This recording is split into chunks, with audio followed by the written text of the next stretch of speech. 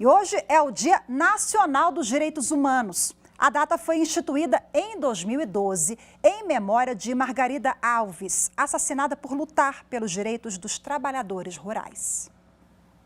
Margarida Alves foi assassinada no dia 12 de agosto de 1983. Ela presidia o Sindicato dos Trabalhadores Rurais, lutava contra as violações dos direitos da mulher e do homem do campo. Para esse historiador, o caso de Margarida representa a desobediência dos direitos humanos na época. O que há em comum entre esse passado e esse presente, e o discurso de crítica e de combate aos direitos humanos, é o objetivo de não responsabilizar aqueles que violam a lei, de manter impunes aqueles que cometem crimes, ainda que sob a proteção, ainda que sob a justificativa de estarem a serviço do Estado. Justiciamento não é justiça. Os direitos humanos estão assegurados desde a primeira Constituição Brasileira de 1824, ainda no período do Império, mas foi a partir da de 1934 que começaram a ser ampliados. A Carta de 34 já proibia, por exemplo, prisão por dívida e garantia assistência judiciária para quem não podia pagar. Na área trabalhista, estabeleceu o salário mínimo e o limite de 8 horas de jornada de trabalho. A atual Constituição, que é de 1988, é considerada um avanço na garantia de direitos humanos e prevê direitos civis, políticos, econômicos, sociais e culturais dos brasileiros. Mas, mesmo assim, as violações persistem e as principais vítimas de direitos humanos estão ligadas às questões sociais, como pobres, negros, mulheres e público LGBTQIA+. A comunidade indígena também é alvo de violações de direitos humanos. Em 2019, 113 indígenas foram assassinados, de acordo com um relatório da violência contra os povos indígenas. Grande maioria homens brancos e que não tem muita sensibilidade, não tem tido nenhuma sensibilidade para perceber que os 71% das mulheres que morrem são mulheres negras. 3 vezes mais jovens negros têm sido assassinados. LGBTQIA+, em 2020, 175 mulheres trans foram assassinadas. Nesse ano nós já temos 80. População indígena, com o aumento dos conflitos no campo, pelo agronegócio, o que nós temos visto é uma morte anunciada e nenhuma atitude tem sido tomada. As pessoas com deficiência, a acessibilidade, ela caminha a passos lentos. Então, nós precisamos pensar em que direitos são esses que alguns humanos têm e outros não têm. O Brasil precisa avançar e muito nessa matéria, né? Vamos continuar a falar sobre o assunto agora ao vivo pela internet com o professor da Faculdade de Direito da Universidade de Brasília e também coordenador do grupo de pesquisa Direito Achado na Rua, José Geraldo de Souza Júnior. Seja muito bem-vindo, boa tarde para o senhor. Boa tarde, Rafaela. Boa tarde aos telespectadores.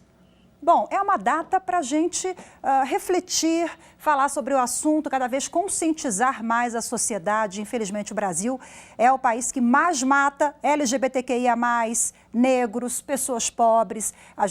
Infelizmente, nós estamos no topo do ranking de vários péssimos índices, né, no que diz respeito a direitos humanos e violações desse tipo. Qual é o raio-x, o diagnóstico que o senhor faz desse tema? Primeiro, a consequência estrutural, uma sociedade que transita do colonialismo para a luta social de emancipação e de criação dos direitos, e que traz do colonialismo os seus elementos segregadores, o racismo,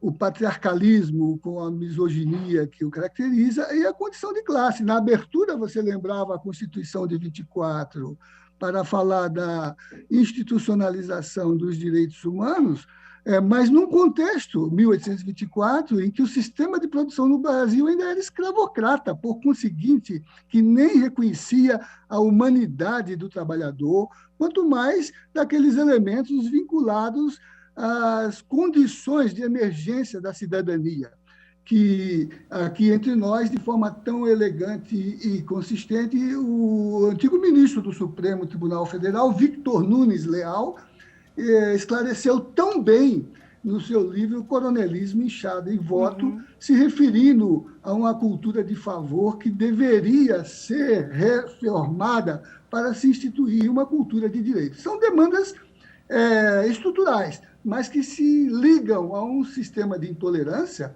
ou de ódio. Numa matéria há pouco, você mostrava que nem o presidente do TSE se livra dessa discursividade intolerante, né? E que tem que colocar em causa os princípios sobre tolerância que a civilização elabora.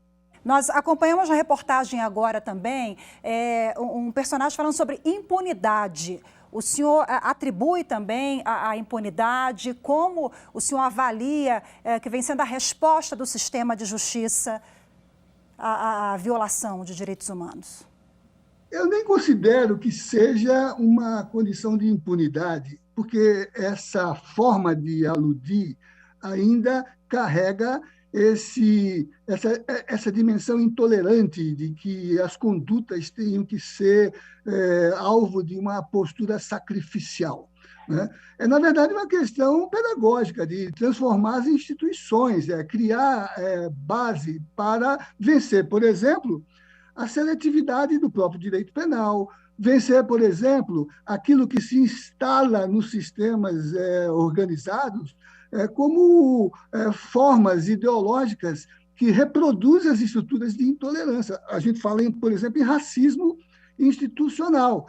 É notável, por exemplo, que ontem o Conselho Nacional de Justiça, com a Infam e com as comunidades indígenas, tem aberto a possibilidade de se criar uma rede de altos estudos em direitos indígenas, porque no social, no sistema constitucional, no sistema penal, ainda não há uma compreensão da autonomia do sujeito indígena, né? E que, menos do que questão de impunidade, é de reconhecimento, né? Nós nem avaliamos a implementação da Convenção 69, que mandou ouvir as comunidades indígenas de forma livre e de forma informada sobre as questões de seu interesse e de seus direitos. Então, vencer esses obstáculos, que são obstáculos ideológicos, né, que, pior do que a impunidade, é usar o sistema jurídico de forma seletiva e de forma incriminadora, né? Como dizia Maquiavel, para os amigos tudo, para os inimigos a lei. Então, eu acho que é um pouco configurar que esse processo, que, aliás, levou o ministro Lewandowski, quando assumiu a presidência do Supremo, a dizer que as suas principais metas na gestão seria, primeiro, universalizar a audiência de custódia para inibir essa prática da tortura e da violência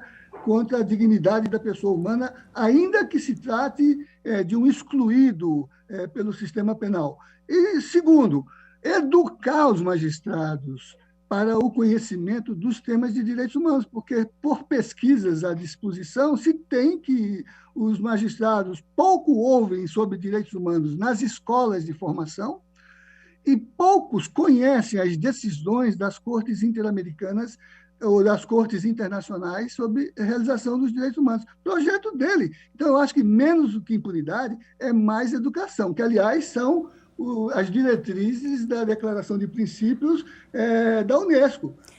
Pensar melhores leis, educar, dar acesso à informação, contribuir para o desenvolvimento da consciência individual e buscar soluções. Então, aí as soluções, essa que o Conselho Nacional está levando agora sobre a rede, a justiça comunitária, que faz diálogo com o social e modifica as estruturas discriminatórias e seletivas da aplicação do direito. Agora, para a gente finalizar, me parece que esse assunto vem ganhando a adesão da sociedade. A gente, devagarzinho, nós estamos avançando, né, doutor Geraldo?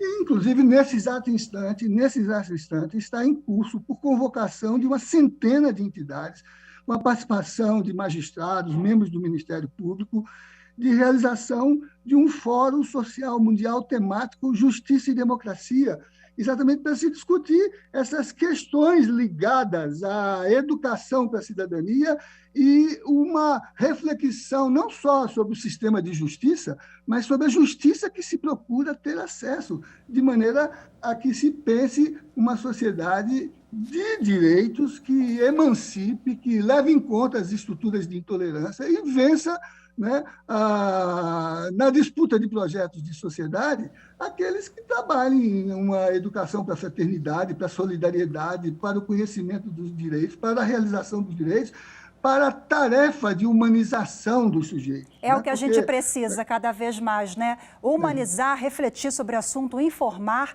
Muito obrigada por compartilhar conosco aqui todas essas reflexões, doutor José Geraldo de Souza Júnior, que foi reitor da UNB, professor da Faculdade de Direito. Muito obrigada. Boa tarde, até a próxima. Boa tarde, Rafaela. Obrigado. Tchau, tchau.